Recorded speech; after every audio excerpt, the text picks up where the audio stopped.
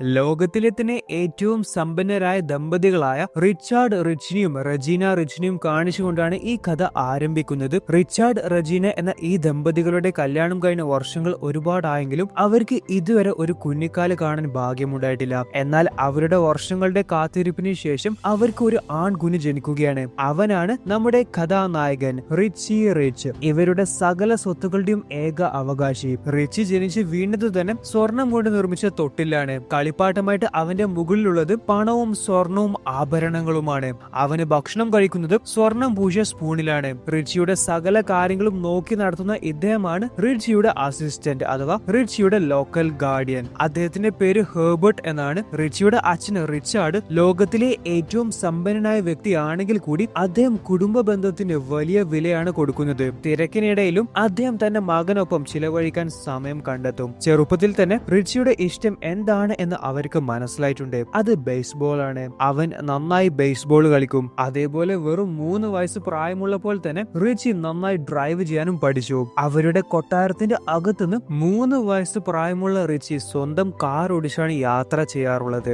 അപ്പോൾ നമ്മുടെ കഥാനായകനായ റിച്ചി വളർന്നു. അവൻ ഇപ്പോൾ 12 വയസ്സ് പ്രായമാണ്. ബേസ്ബോളിനോട് താല്പര്യമുള്ള റിച്ചിയെ പരിശീലിപ്പിക്കുന്നത് ലോകത്തിലെ തന്നെ ഏറ്റവും മികച്ച ബേസ്ബോൾ പരിശീലകരാണ്. അങ്ങനെ സകല സൗകര്യങ്ങളുമുള്ള ആരും കൊതിക്കുന്ന ഒരു ജീവിതം തന്നെയാണ് റിച്ചി എന്ന 12 വയസ്സുകാരൻ ജീവിക്കുന്നത്. എന്നാൽ അവൻ ഈ ജീവിതത്തിൽ സന്തോഷവാനാണോ എന്ന് ചോദിച്ചാൽ അതിന് വ്യക്തമായ ഉത്തരമില്ല. കാരണം ചെറിയ പ്രായത്തിൽ തന്നെ റിച്ചി നേരിടുന്ന പ്രഷർ വളരെ വലുതാണ്. റിച്ചാർഡ് തന്റെ മകൻ റിച്ചിയെ ചെറുപ്പം മുതലേ സകല ബിസിനസ് പരമായ കാര്യങ്ങളും പഠിപ്പിക്കാൻ തുടങ്ങി. ഇവിടെ റിച്ചാർഡ് റിച്ച് പുതുതായി വലിയ ഒരു ഫാക്ടറി സ്വന്തമാക്കിയിട്ടുണ്ട്. അപ്പോൾ അവിടെ ഇന്ന് വലിയ ഒരു ഫംഗ്ഷൻ നടക്കുന്നുണ്ട്. ജനങ്ങൾ എല്ലാവരും ബില്യണറായ റിച്ചാർഡിനെ കാത്തു നിൽക്കുകയാണ്. അപ്പോൾ ദാ റിച്ചാർഡിന്റെ ഹെലികോപ്റ്റർ വരുന്നത് കാണാം. എന്നാൽ ഹെലികോപ്റ്ററിൽ വന്നിറങ്ങിയത് റിച്ചാർഡ് അല്ല, അദ്ദേഹത്തിന്റെ 12 വയസ്സ് പ്രായമുള്ള മകൻ റിച്ചിയാണ്. റിച്ചി അവരോട് പറയാണ്, എന്റെ അച്ഛന് വരാനാവാത്തത് കൊണ്ടാണ് അച്ഛൻ എന്നെ അയച്ചത്. അപ്പോൾ ജനങ്ങൾ എല്ലാവരും റിച്ചിയെ സ്വീകരിക്കുകയാണ്.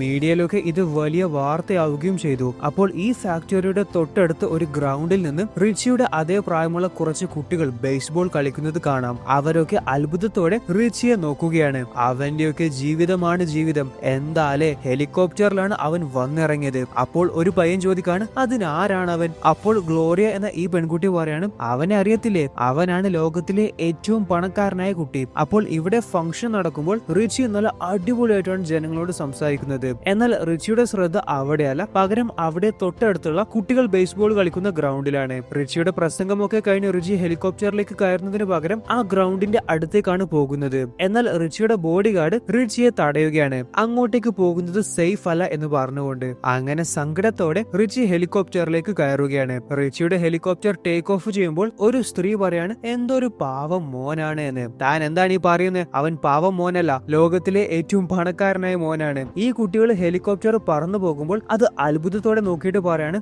ജീവിക്കുന്നുണ്ടെങ്കിൽ അവനെ പോലെ ജീവിക്കണം, സകല സൗഭാഗ്യങ്ങളും അവനുണ്ട്. പക്ഷേ ഹെലികോപ്റ്ററിൽ നിന്നും റിച്ചി സങ്കടത്തോടെ ആ കുട്ടികൾ കളിക്കുന്ന ഗ്രൗണ്ടിലേക്ക് നോക്കുകയാണ്. അവന് ആ കുട്ടികളെ പോലെ ഇതുപോലെ സന്തോഷത്തോടെ കളിക്കാനുള്ള ഭാഗ്യമില്ല. അവന്റെ ജീവിതത്തിൽ ഈ ഒരു കാര്യം മിസ്സിംഗ് ആണ്. എത്ര പണം കൊടുത്താലും ഇത് അവന് കിട്ടത്തില്ല എന്ന് റിച്ചി മനസ്സിലാക്കി. സോ ഇതാണ് ഞാൻ ആദ്യം പറഞ്ഞത്. ലോകത്തിലെ ഏറ്റവും പണക്കാരനായ കുട്ടിയാണ് റിച്ചി. എന്നാൽ അവന് ഹാപ്പി ആണോ എന്ന് ചോദിച്ചാൽ അവൻ അത്ര ഹാപ്പി അല്ല. അവന് സാധാരണ കുട്ടികളെ പോലെ ഒരുപാട് കൂട്ടുകാരൊക്കെ ആയിട്ട് സന്തോഷത്തോടെ കളിച്ച് ജീവിക്കണം. ഹെലികോപ്റ്റർ റിച്ചിയുടെ കൊട്ടാരത്തിൽ ലാൻഡ് ചെയ്തു. റിച്ചിയുടെ ആകെയുള്ള ബെസ്റ്റ് ഫ്രണ്ട് റിച്ചി വളർത്തുന്ന ഡോളർ എന്ന പേരുള്ള ഈ വളർത്തുനായാണ്. നിങ്ങൾ ഇവിടെ കാണുന്നത് വളരെ വലിയ ഒരു മൗണ്ടെയിൻ ആണ്. ഈ മൗണ്ടെയിന്റെ രൂപം നിങ്ങൾക്ക് കാണാം. അത് റിച്ചാർഡ് റജീന ദമ്പതികളും അവരുടെ ഏക മകൻ റിച്ചിയുമാണ്. അവരുടെ കൊട്ടാരത്തിന് തൊട്ടടുത്ത് സ്ഥിതി ചെയ്യുന്ന അവരുടെ സ്വന്തം പ്രൈവറ്റ് മൗണ്ടെയിൻ ആണ് ഇത്. ഇവിടെ റിച്ചി തന്റെ മാതാപിതാക്കളെ കാണാനായി വന്നു. അവൻ അവരോട് അവന്റെ ആഗ്രഹം പറയാനായിട്ട് പോവുകയാണ്. അതായത്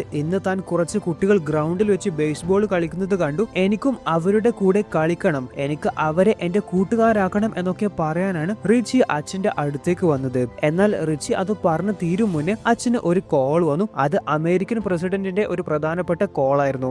അപ്പോൾ മകൻ പറഞ്ഞത് മുഴുവനായിട്ടും കേൾക്കാതെ അച്ഛൻ കോൾ എടുക്കാനായി ചെന്നു. ശേഷം തന്റെ അമ്മയോട് ഈ കാര്യം പറയാനായി റിച്ചി ചെന്നു. എന്നാൽ അപ്പോൾ റിച്ചിയുടെ സെർവന്റ് ആയ ഹെർബർട്ട് വന്നിട്ട് റിച്ചിയെ വിളിക്കുകയാണ്. റിച്ചിയുടെ സയൻസ് ക്ലാസ്സിന് സമയമായി, എത്രയും പെട്ടെന്ന് ലാബിലേക്ക് പോകണം എന്ന് പറഞ്ഞിട്ട്. അപ്പോൾ റിച്ചിയുടെ കൊട്ടാരത്തിൽ തന്നെയാണ് ഏറ്റവും വലിയ സയൻസ് സയൻസ് ലാബ് സ്ഥിതി ചെയ്യുന്നത്. അവിടെ വെച്ചാണ് റിച്ചി സയൻസ് പഠിക്കുന്നത്. അപ്പോൾ അവിടെ റിച്ചിയെ സയൻസ് പഠിപ്പിക്കുന്നത് വേറെ ആരുമല്ല, രാജ്യത്തെ തന്നെ ഏറ്റവും ബെസ്റ്റ് സയന്റിസ്റ്റ് ആയ പ്രൊഫസർ കീൻ ബീൻ എന്ന ഇദ്ദേഹമാണ്. ബുദ്ധിശാലിയായ ഈ പ്രൊഫസർ റിച്ചാർഡിന് വേണ്ടി പല ടെക്നോളജീസ് ഉണ്ടാക്കി കൊടുത്തിട്ടുണ്ട്. അപ്പോൾ അദ്ദേഹത്തിന്റെ ലേറ്റസ്റ്റ് ആയിട്ടുള്ള കണ്ടുപിടുത്തങ്ങളൊക്കെ അദ്ദേഹം റിച്ചിക്ക് പരിചയപ്പെടുത്തി കൊടുക്കുകയാണ്. ഏതാണ് എന്റെ ലേറ്റസ്റ്റ് കണ്ടുപിടുത്തം എന്ന് പ്രൊഫസർ പറഞ്ഞപ്പോൾ അതിന് ഇത് സാധാരണ ഒരു സ്യൂട്ട് അല്ലേ എന്ന് റിച്ചി ചോദിച്ചു. അല്ല മോനെ, ഇത് പുറമേ കാണുമ്പോൾ സാധാരണ സ്യൂട്ട് ആയിട്ട് തോന്നും, എന്നാൽ ഇത് സാധാരണ സ്യൂട്ട് അല്ല, ഇത് ഞാൻ തന്നെ കണ്ടെത്തിയ മെറ്റീരിയൽ വെച്ച് ഉണ്ടാക്കിയ സ്യൂട്ട് ആണ്. ഇതിന്റെ ഏറ്റവും വലിയ പ്രത്യേകത ഇത് ബുള്ളറ്റ് പ്രൂഫ് ആണ്. എത്ര പവർഫുൾ തോക്ക് വെച്ച് ഷൂട്ട് ചെയ്താലും ഈ സ്യൂട്ട് ധരിച്ച ആൾക്ക് ഒന്നും തന്നെ സംഭവിക്കില്ല. അങ്ങനെ ഒരു പയ്യനോട് ആ സ്യൂട്ടിലേക്ക് ഷൂട്ട് ചെയ്യാൻ പ്രൊഫസർ പറഞ്ഞു. അപ്പോൾ ആ സ്യൂട്ട് ധരിച്ച ഡമ്മിക്ക് ഒരു പോറൽ പോലും ഏൽക്കുന്നില്ല. അതിനുശേഷം പ്രൊഫസർ അദ്ദേഹത്തിന്റെ മറ്റൊരു പുതിയ കണ്ടുപിടുത്തം കാണിച്ചു കൊടുക്കുകയാണ്. അതൊരു റിമോട്ട് കൺട്രോൾ ഈച്ചയാണ്. ഇതിന് ധാരാളം പ്രത്യേകതകളുണ്ട്. ഇത് വെച്ച് പല കാര്യങ്ങൾ ചെയ്യാനായിട്ട് പറ്റും. മോനെ, ഈ ഈച്ചയെ ഒന്ന് ടെസ്റ്റ് ഡ്രൈവ് ചെയ്ത് നോക്ക്. അങ്ങനെ റിമോട്ട് കൺട്രോളിൽ റിച്ചി ആ ഈച്ചയെ പറത്തുകയാണ്. പ്രൊഫസർ അപ്പോൾ പറയുന്നുണ്ട്, ഈ ഈച്ചയെ ഉണ്ടാക്കാൻ വേണ്ടി മാത്രം മില്യൺസ് ഓഫ് ഡോളേഴ്സ് ആണ് ചിലവായത്. ഈ സമയം കോഫിയുമായി ഹെർബർട്ട് അവിടെ വന്നു. അപ്പോൾ അദ്ദേഹത്തെ ഒന്ന് പ്രാങ്ക് ചെയ്യാൻ വേണ്ടി റിച്ചി ആ ഈച്ചയെ അദ്ദേഹത്തിന്റെ അടുത്തേക്ക് പറത്തുകയാണ്. എന്നാൽ ഹെർബർട്ട് തന്റെ കയ്യിലുള്ള ന്യൂസ് പേപ്പർ വെച്ച് ആ ഈച്ചയെ അടിച്ച് പപ്പടമാക്കി. ലോറൻസ് എന്ന ഇദ്ദേഹമാണ് റിച്ചിയുടെ അച്ഛന്റെ കമ്പനിയിലെ ഫിനാൻസ് കൈകാര്യം ചെയ്യുന്നത്. ആളെ കാണാൻ ലുക്ക് ഉണ്ടെങ്കിലും സ്വഭാവം അത്ര നല്ലതൊന്നുമല്ല. അദ്ദേഹത്തെ റിച്ചിക്കും റെജീനക്കും അത്ര ഇഷ്ടമൊന്നുമല്ല. എന്നാൽ റിച്ചാർഡിന്റെ പോളിസി എന്തെന്ന് വെച്ചാൽ ഒരിക്കൽ ഒരാളെ ജോലിയിൽ അപ്പോയിന്റ് ചെയ്താലും പിന്നെ ഒരിക്കലും അയാളെ പിരിച്ചുവിടത്തില്ല. അതുകൊണ്ട് മാത്രമാണ് റിച്ചാർഡ് ലോറൻസിനെ ഇതുവരെ പിരിച്ചുവിടാത്തത്. ലോറൻസ് പങ്കുവെക്കുന്ന പല ഫിനാൻഷ്യൽ അഡ്വൈസും റിച്ചാർഡിന് ഇഷ്ടപ്പെടുന്നില്ല. അദ്ദേഹം ലോറൻസിന്റെ പല ആവശ്യങ്ങളും എതിർക്കുന്നുണ്ട്. അങ്ങനെ അവർ ഡിന്നർ കഴിക്കുന്ന സമയം പ്രൊഫസർ അവിടെ ഓടിയെത്തുകയാണ്. റിച്ചാർഡ് സർ, ഞാൻ താങ്കൾ പറഞ്ഞതുപോലെ സ്മെൽ മാസ്റ്റർ പൂർത്തിയാക്കി. അപ്പോൾ പ്രൊഫസറിന്റെ പുതിയ ഇൻവെൻഷൻ ആണ് സ്മെൽ മാസ്റ്റർ എന്ന ഈ ഒരു ഗണ്ണ്. അപ്പോൾ സ്മെൽ മാസ്റ്ററിന്റെ പ്രത്യേകത എന്തെന്ന് വെച്ചാൽ അത് എവിടെയാണോ പോയിന്റ് ചെയ്യുന്നത് അത് എന്താണ് എന്ന് ആ ഡിവൈസ് അഥവാ ആ ഗണ്ണ് മണത്ത് കണ്ടുപിടിക്കും. എത്ര ദൂരെയുള്ള വസ്തുക്കളും സ്മെൽ മാസ്റ്ററിന് മണത്ത് കണ്ടുപിടിക്കാനേ സാധിക്കും. ഡിന്നർ കഴിഞ്ഞ ലോറൻസ് അവിടുന്ന് പോകുമ്പോൾ റിച്ചാർഡ് ലോറൻസിനോട് പ്രധാനപ്പെട്ട ഒരു കാര്യം പറയുന്നുണ്ട്. അത് വേറൊന്നുമല്ല, അവരുടെ ഫാമിലി വാല്യൂബിൾസ് സൂക്ഷിച്ചു വെച്ച ഒരു വോൾട്ട് ഉണ്ട്. അവിടത്തേക്കുള്ള കുറച്ച് സെക്യൂരിറ്റി വർദ്ധിപ്പിക്കണം എന്നാണ്. അപ്പോൾ ഈ വോൾട്ട് എവിടെയാണ് സ്ഥിതി ചെയ്യുന്നത് എന്ന് ലോറൻസിന് അറിയത്തില്ല. ആ വോൾട്ട് എവിടെയാണ് എന്ന് ലോറൻസ് ചോദിച്ചപ്പോൾ റിച്ചാർഡ് അത് ലോറൻസിനോട് പറയാൻ തയ്യാറല്ല. പകരം ഒരു ദിവസം തീർച്ചയായിട്ടും നിന്നെ ഞാൻ അവിടെ കൊണ്ടുപോകാം എന്നായിരുന്നു റിച്ചാർഡിന്റെ മറുപടി. റിച്ചിയുടെ ബെഡ്റൂമിൽ വലിയ ഒരു സ്ക്രീന് കാണാം. ഈ സ്ക്രീനിന്റെ പേര് ഡാഡ് ലിങ്ക് എന്നാണ്. തന്റെ അച്ഛൻ എവിടെയാണോ പോയത് അതിന്റെ ലൊക്കേഷനും റിച്ചിക്ക് ഈ ഡാഡ് ലിങ്ക് വഴി കാണാൻ സാധിക്കും. അതേപോലെ അത് വെച്ച് അച്ഛന്റെ കയ്യിലുള്ള ഡിവൈസിലേക്ക് വീഡിയോ കോൾ ചെയ്യാനായിട്ടും പറ്റും. ഇത് 1994 കഥയാണ്. ആ കാലത്ത് ഈ ടെക്നോളജി ഒക്കെ വലിയ സംഭവം തന്നെയാണ്. സോ റിച്ചി പഠിക്കുന്നത് പണക്കാരുടെ മക്കൾ മാത്രം പഠിക്കുന്ന ഒരു VIP സ്കൂളിലാണ്. റിച്ചി സ്കൂളിലേക്ക് പോകുന്നത് റോൾസ് റോയ്സ് കാറിലാണ്. അതേപോലെ ഒരുപാട് കാറുകൾ എസ്കോർട്ട് ആയിട്ടുമുണ്ട്. രാജ്യത്തെ തന്നെ ഏറ്റവും മികച്ച പ്രൊഫസേഴ്സ് ആണ് ഈ സ്കൂളിലെ പണക്കാരായ കുട്ടികളെ പഠിപ്പിക്കുന്നത്. പക്ഷെ റിച്ചി ഈ സ്കൂളിൽ അത്ര സന്തോഷവാനൊന്നുമല്ല. കാരണം അവനൊരു സാധാരണ സ്കൂളിൽ പഠിക്കണം എന്നാണ് ആഗ്രഹം. സാധാരണ സ്കൂളിലെ കുട്ടികളൊക്കെ പുറത്ത് കറങ്ങാനൊക്കെ പോകാറുണ്ട്. അപ്പോൾ റിച്ചി തന്റെ 1-2 ക്ലാസ്മേറ്റ്സിനോട് നമുക്ക് സാധാരണ കുട്ടികളെ പോലെ പുറത്ത് കറങ്ങാനൊക്കെ പോയാലോ, എന്നിട്ട് നമുക്ക് സാധാരണ ഒരു ഗ്രൗണ്ടിൽ ചെന്ന് ബേസ്ബോൾ കളിച്ചാലോ എന്നൊക്കെ ചോദിച്ചു. അപ്പോൾ ആ പണക്കാരായ കുട്ടികൾ റിച്ചിയെ കളിയാക്കുകയാണ്. നിനക്കെന്താണ് വട്ടായോ? സാധാരണ കുട്ടികളെ പോലെയാണോ നമ്മൾ ജീവിക്കേണ്ടത്? നമ്മൾ നമ്മുടെ എത്തിക്സ് നോക്കേണ്ടേ? റിച്ചി, നീ ഒരു കാര്യം മനസ്സിലാക്കണം, പാവപ്പെട്ട കുട്ടികളും നമ്മളും വ്യത്യസ്തരാണ്. അതുകൊണ്ട് നമ്മൾ ഒരിക്കലും അവരെ പോലെ ജീവിക്കാൻ പാടില്ല. നമ്മൾ എപ്പോഴും നമ്മുടെ സ്റ്റാൻഡേർഡിൽ ജീവിക്കണം. എന്നാൽ അവര് പറഞ്ഞ ഈ കാര്യമൊന്നും റിച്ചി അംഗീകരിക്കാൻ തയ്യാറല്ല. സ്കൂളിൽ നിന്ന് തിരിച്ച് തന്റെ കൊട്ടാരത്തിലേക്ക് പോകുമ്പോൾ ഹെർബർട്ട് ഒരു കാര്യം മനസ്സിലാക്കി. റിച്ചി ആള് മൂഡ് ഓഫിലാണ്. എന്താണ് സർ പ്രശ്നമെന്ന് ഹെർബർട്ട് ചോദിച്ചു. അപ്പോൾ റിച്ചി ഡ്രൈവറിനോട് വണ്ടി തിരിക്കാനായി പറയുകയാണ്. റിച്ചി എന്നിട്ട് പോയത് അന്ന് താൻ കണ്ട ആ കുട്ടികൾ കളിക്കുന്ന ഗ്രൗണ്ടിലേക്കാണ്. റോൾസ് റോയ്സ് കാറിൽ ലോകത്തിലെ ഏറ്റവും പണക്കാരനായ കുട്ടി അവിടത്തേക്ക് വന്നത് കണ്ട് ആ കുട്ടികൾ ഷോക്കായി പോയി. സർ, ഇത് വേണോ എന്ന് ഹെർബർട്ട് റിച്ചിയോട് ചോദിക്കുന്നുണ്ട്.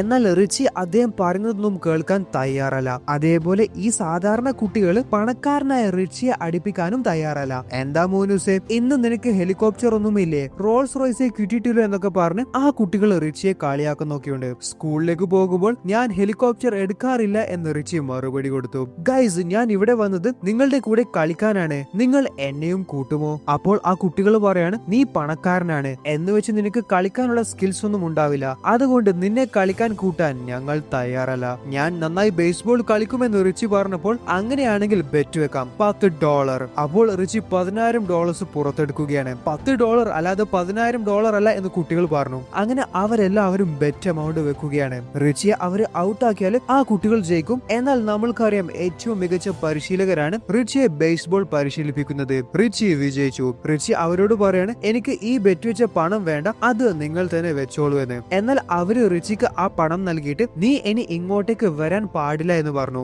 അപ്പോൾ റിച്ചി സങ്കടത്തോടെ ആ ബെറ്റ് വിജയിച്ച പണം വാങ്ങാതെ അവിടുന്ന് പോവുകയാണ്. റിച്ചാർഡിന്റെയും റെജീനയുടെയും സ്വന്തം വിമാനമാണ് $1 ബില്യൺ എന്ന ഈ വിമാനം. അവര് 3 പേരും കുടുംബത്തോടെ ഈ വിമാനത്തിൽ ഒരു യാത്ര പോകാൻ ഇരിക്കുകയാണ്. അപ്പോൾ ആ വിമാനത്തിൽ ഫെർഗസൺ എന്ന അവരുടെ സെക്യൂരിറ്റി ചീഫ് ഓഫീസർ ഒരു ഗിഫ്റ്റ് വെക്കുന്നതായി കാണാം. റെജീന റിച്ചാർഡിനോട് ചോദിക്കാണ്, ഈ സ്മെൽ മാസ്റ്റർ എന്തിനാണ് കൊണ്ടുപോകുന്നത് എന്ന്. അയ്യോ, അതെന്തായാലും കൊണ്ടുപോകണം, എനിക്ക് കുറച്ചധികം ടെസ്റ്റുകൾ ചെയ്യാനായിട്ടുള്ളതാണ് എന്ന് റിച്ചാർഡ് പറഞ്ഞു.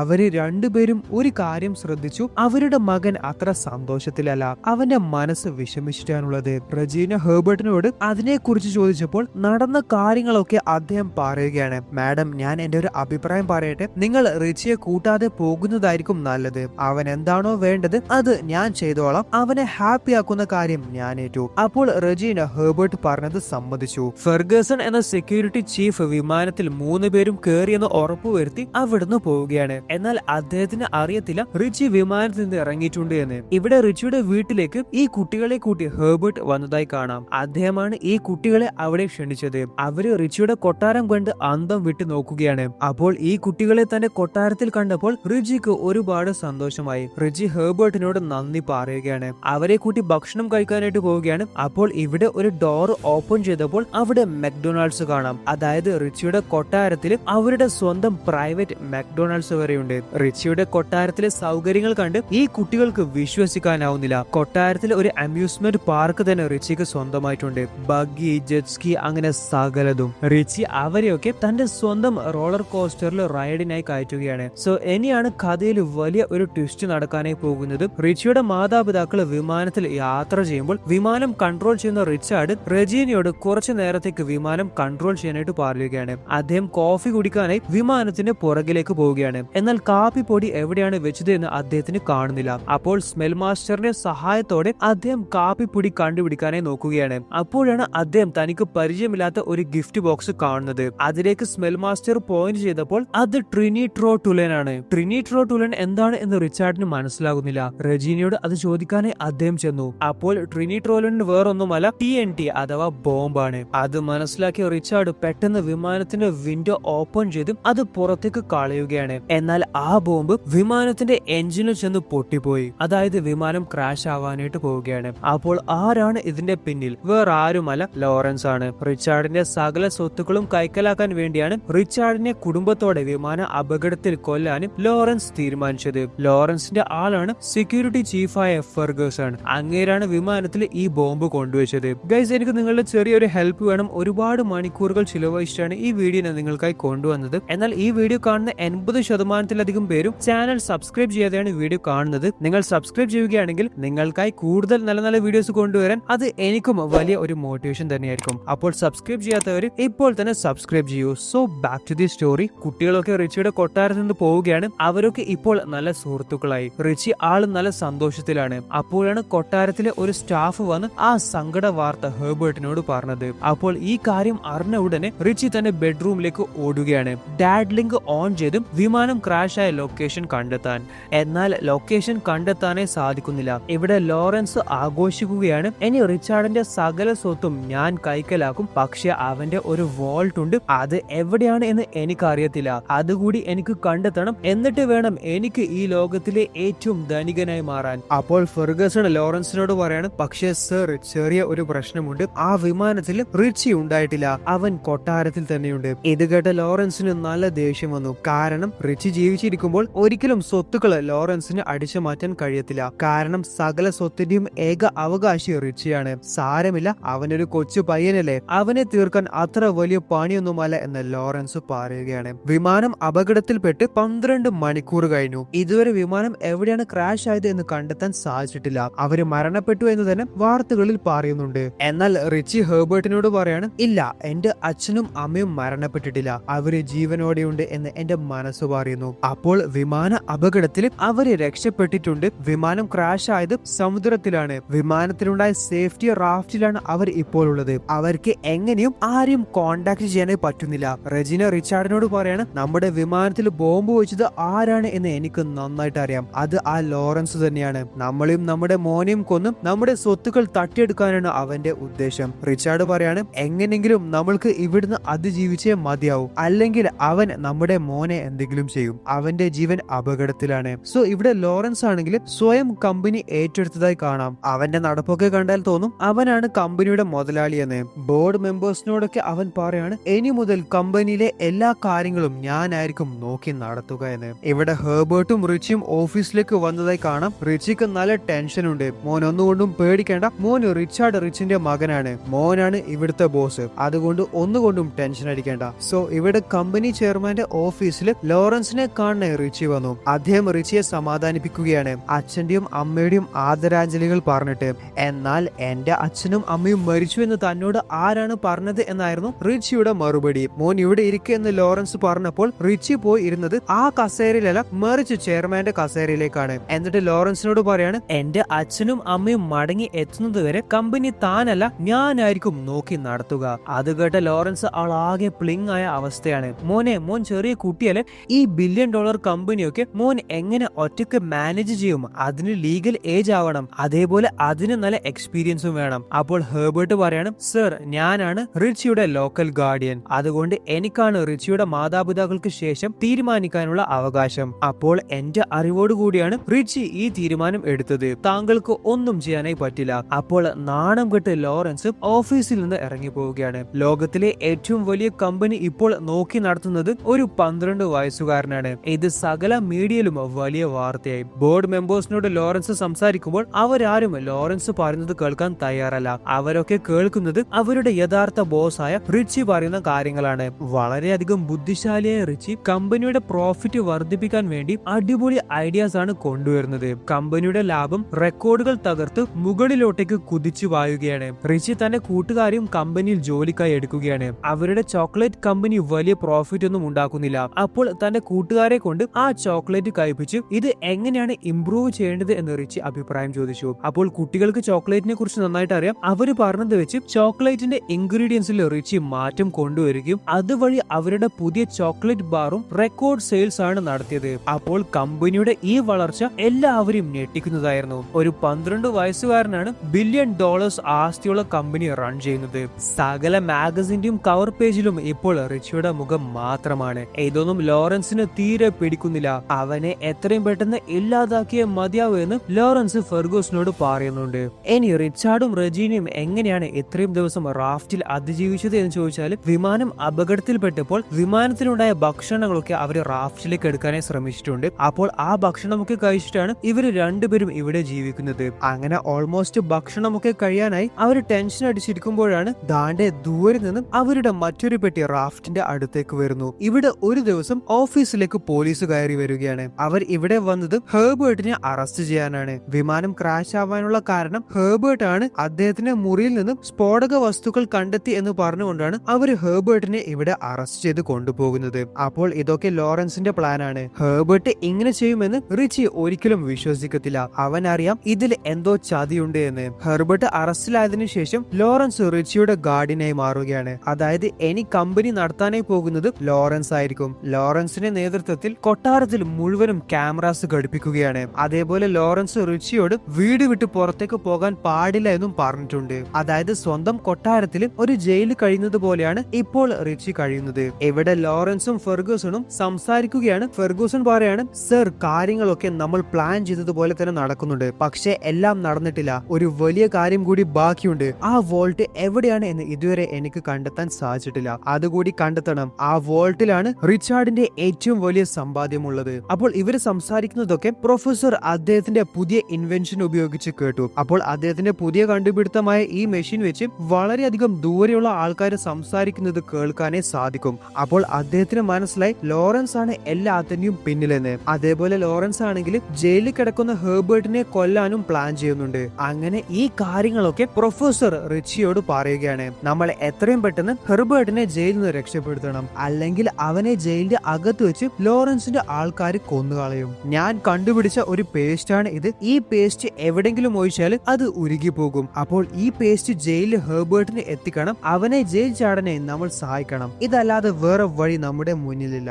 അപ്പോൾ ജയിലുള്ള ഹെർബർട്ടിന് അവര് ആ പേസ്റ്റ് എത്തിച്ചു കൊടുത്തു. സോ ജയിലിൽ നിന്ന് ഹെർബർട്ടിനെ കൊല്ലാനായി കില്ലർ വന്നു. എന്നാൽ ആ കില്ലറിനെ ഹെർബർട്ട് നിഷ്പ്രയാസം പരാജയപ്പെടുത്തി. ശേഷം കില്ലറിന്റെ വസ്ത്രം ധരിച്ച് ആ പേസ്റ്റ് ഉപയോഗിച്ച് ഹെർബർട്ട് ജയിൽ ചാടുകയാണ്. ജയിലിലെ പുറത്തെത്തിയ ഹെർബർട്ടിനെ കാത്ത് റിച്ചി നിൽക്കുന്നുണ്ടായിരുന്നു. റിച്ചി പത്രത്തിലെ വാർത്ത ഹെർബർട്ടിന് കാണിച്ചു കൊടുത്തു. പോലീസ് ക്രാഷ് ആയ വിമാനം കണ്ടെത്തിയിട്ടുണ്ട്, എന്നാൽ ബോഡീസ് കണ്ടെത്തിയിട്ടില്ല. അതേപോലെ വിമാനത്തിൽ റാഫ്റ്റുമില്ല. അതിനർത്ഥം എന്റെ അച്ഛനും അമ്മയും റാഫ്റ്റ് ഉപയോഗിച്ചും വിമാന അപകടത്തിൽ നിന്ന് അതിജീവിച്ചിട്ടുണ്ട്. ഹെർബർട്ടിനെ ജയിൽ ചാടാൻ സഹായിച്ചത് പ്രൊഫസർ ആണ് എന്ന് ലോറൻസ് കണ്ടെത്തി. ലോറൻസ് പ്രൊഫസറിനെ ഇവിടെ ഭീഷണിപ്പെടുത്തി ചോദിക്കുന്നത് ആ വോൾട്ട് എവിടെയാണ് എന്നാണ്. അദ്ദേഹം എന്നാൽ അത് പറയാൻ തയ്യാറല്ല. അപ്പോൾ അവര് പ്രൊഫസറിനെ കൊന്നുകളയുമെന്ന് ഭീഷണിപ്പെടുത്തി. പ്രൊഫസർ പറയാണ്, നിങ്ങൾ ആ വോൾട്ട് എവിടെയാണ് എന്ന് കണ്ടെത്തിയാൽ പോലും അത് നിങ്ങൾക്ക് തുറക്കാനായി പറ്റില്ല. കാരണം ആ വോൾട്ട് തുറക്കണമെങ്കിൽ റിച്ചാർഡ് സാറിന്റെയും റെജീന മാഡത്തിന്റെയും വോയിസ് വേണം. വോയിസ് കമാൻഡിൽ മാത്രമേ ആ വോൾട്ട് ഓപ്പൺ ആവുകയുള്ളൂ. ഇവിടെ റിച്ചാർഡ് ഒരു ബാറ്ററി ഉപയോഗിച്ച്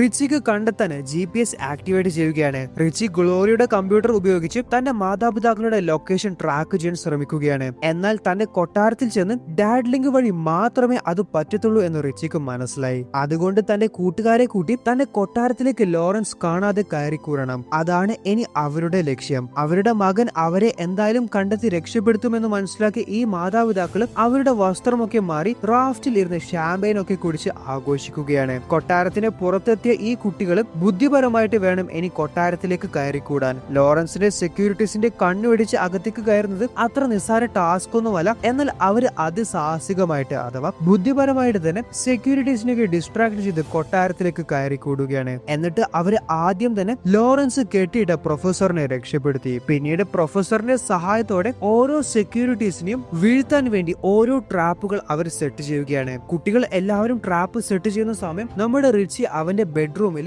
ഡാഡ് ലിങ്ക് കണക്ട് ചെയ്യാനായി കയറിയിട്ടുണ്ട്. എന്നാൽ അവിടെ ലോറൻസ് അവനെ കാത്തിരിക്കുകയാണ്. ബെഡിലെ റിച്ചിയുടെ മാതാപിതാക്കളെ ലോറൻസ് കെട്ടിയിട്ടതായിട്ടും കാണാം. റിച്ചാർഡ് ലോറൻസിനോട് ചോദിക്കാണ്, നിന്നെ വർഷങ്ങളോളമായിട്ട് വിശ്വസ്തനായി ഞാൻ കൂടെ കൂട്ടിയതല്ലേ, നീ എന്തിനാണ് ഞങ്ങളോട് ഇത് ചെയ്യുന്നത്? എത്രയെന്ന് വെച്ചാൽ ഞാൻ തന്നെ ജോലിക്കാരനായിട്ട് ജീവിക്കുക, ഇതെല്ലാം എനിക്ക് സ്വന്തമായിട്ട് വേണം. എനിക്കിപ്പോൾ ആകെ അറിയേണ്ടത് തന്റെ വോൾട്ട് എവിടെയാണ് എന്നാണ്. അത് പറഞ്ഞു തന്നിട്ടില്ലെങ്കിൽ നിങ്ങളുടെ മുന്നിൽ വെച്ച് ഞാൻ നിങ്ങളുടെ മകനെ കൊന്നുകളയും. റിച്ചാർഡ് അപ്പോൾ ലോറൻസിനോട്, പ്ലീസ് ഞങ്ങളുടെ മോനെ ഒന്നും ചെയ്യരുത്, വോൾട്ട് എവിടെയാണ് എന്ന് ഞാൻ പറഞ്ഞു തരാം എന്ന് പറഞ്ഞു. എന്നിട്ട് ആ ലൊക്കേഷൻ പറഞ്ഞു കൊടുത്തു. അത് വേറെ എവിടെയുമല്ല, അവരുടെ 3 പേരുടെ മുഖമുള്ള ആ പ്രൈവറ്റ് മൗണ്ടെയിലാണ്. അങ്ങനെ ലോറൻസ് അവരെ കൂട്ടി ആ മൗണ്ടെയിലെ വോൾട്ടിലേക്ക് കൂട്ടിക്കൊണ്ടുപോവുകയാണ്. അത് ഓപ്പൺ ചെയ്യാൻ വേണ്ടി റിച്ചാർഡും റെജീനയും വോയിസ് കമാൻഡിന്റെ അടുത്ത് ചെന്ന് പാട്ട് പാടുകയാണ്. ആ പാട്ട് പാടിയാലാണ് വോൾട്ട് ഓപ്പൺ ആവുക. ഫൈനലി അവരുടെ ഏറ്റവും വലിയ സമ്പാദ്യം സൂക്ഷിച്ചു വെച്ചിട്ടുള്ള വോൾട്ട് ഓപ്പൺ ആവുകയാണ്. എന്നാൽ അതിന്റെ അകത്ത് കയറിയപ്പോൾ ലോറൻസ് ഷോക്കായി പോയി. കാരണം ആ വോൾട്ടിന്റെ അകത്ത് പണമോ സ്വർണമോ വിലപിടിപ്പുള്ള ഒരു വസ്തുവുമില്ല. ആകെയുള്ളത് റിച്ചിയുടെ പഴയ കളിപ്പാട്ടങ്ങളും ട്രോഫീസും അങ്ങനെ അവരുടെ ഓരോ ഓർമ്മകൾക്കായി അവര് സൂക്ഷിച്ചു വെച്ച സാധനങ്ങൾ മാത്രമാണ്. അതായത് റിച്ചാർഡിന്റെയും റെജീനയുടെയും ജീവിതത്തിലെ പ്രധാനപ്പെട്ട ഓർമ്മകളാണ് അവർ ഈ വോൾട്ടിൽ സൂക്ഷിച്ചു വെച്ചിട്ടുള്ളത്. അവർ അവരുടെ ജീവിതത്തിലെ ഏറ്റവും വലിയ സമ്പാദ്യമായിട്ട് കാണുന്നത് ഇതൊക്കെയാണ്. അപ്പോൾ പണവും സ്വർണമൊക്കെ എവിടെയാണ് എന്ന് ദേഷ്യത്തോടെ ലോറൻസ് ചോദിച്ചു. നീ എന്താ മണ്ടനാണോ അതോ മണ്ടനായി അഭിനയിക്കുകയാണോ? അതൊക്കെ ബാങ്കിലാണ് എന്ന് റിച്ചാർഡ് മറുപടി കൊടുത്തു. അങ്ങനെ ദേഷ്യം വന്ന ലോറൻസ് തന്റെ തോക്ക് പുറത്തെടുത്ത് റിച്ചിയെ വെടിവെക്കുകയാണ്. എന്നാൽ വെടിയേറ്റ റിച്ചിക്ക് ഒന്നും തന്നെ സംഭവിച്ചിട്ടില്ല. കാരണം റിച്ചി ധരിച്ചത് പ്രൊഫസർ ഉണ്ടാക്കിയ ബുള്ളറ്റ് പ്രൂഫ് വസ്ത്രമാണ്. ഫൈനലി അവര് ലോറൻസിനെ അടിച്ചു വീഴ്ത്തി ആ വോൾട്ടിൽ നിന്ന് ഓടി രക്ഷപ്പെടുകയാണ്. അവരുടെ പിന്നാലെ വന്ന് അവരെ വെടിവെച്ച് കൊല്ലാൻ ശ്രമിച്ച ലോറൻസ് കാല് തെറ്റി വീഴുകയാണ്. എന്നാൽ അവന്റെ ഭാഗ്യത്തിന് അവന് താഴെ വീണ് മരണപ്പെട്ടിട്ടില്ല. പകരം ഒരു കയറിൽ തലകുത്തനെ കെട്ടി തൂങ്ങുകയാണ് ചെയ്തത്. ഇവിടെ റിച്ചാർഡ് തന്റെ ജീവിതത്തിൽ ഇതുവരെ ചെയ്യാത്ത ഒരു കാര്യം ചെയ്തു. വേറൊന്നുമല്ല, തന്റെ കമ്പനിയിലെ ഒരു ജോലിക്കാരെയും ഇതുവരെ റിച്ചാർഡ് പിരിച്ചുവിട്ടിട്ടില്ല. എന്നാൽ ആദ്യമായിട്ട് അദ്ദേഹം ലോറൻസ് എന്ന ഈ വില്ലനെ തന്റെ കമ്പനിയിൽ നിന്ന് പിരിച്ചുവിടുകയാണ്. എല്ലാം ആസൂത്രണം ചെയ്ത ലോറൻസും അവന്റെ ചീഫ് സെക്യൂരിറ്റിയായ ഫെർഗസണും ജയിലിലാവുകയും ചെയ്തു. അപ്പോൾ ഇവിടെയാണ് റിച്ച് എന്ന കഥ അവസാനിക്കുന്നത്. ഈ കഥ ഇഷ്ടപ്പെട്ടെങ്കിൽ നമ്മുടെ ചാനലിലെ മറ്റുള്ള വീഡിയോസ് കൂടി കണ്ടു നോക്കാൻ മറക്കല്ലേ.